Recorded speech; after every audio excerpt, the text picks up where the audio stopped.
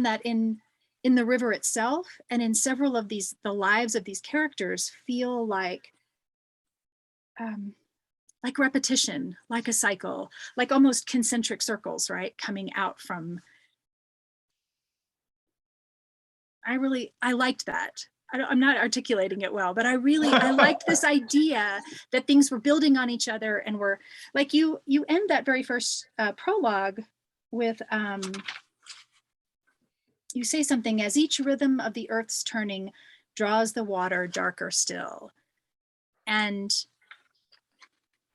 there's something about that that is repetitive, right? Each turning, each rhythm.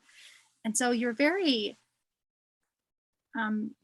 like I can almost think of this story as, like I said, an epic tale earlier, but also maybe as something that's musical, right? Like that has a tone, that comes back to a chorus, right? Right. Yes, ma'am. No, I think that's a really great way to put it. And that is one of the things, I wanted to make sure it was on the jacket sleeve. All this stuff is that it is a cycle. It's a cycle of poverty, a cycle of addiction, and a cycle of violence. And those things exist in not just in the real world, but in the place where I grew up. And there's nothing, because a lot of people have read the novel and kind of had this take that like, wow, it's very dark, it's very violent.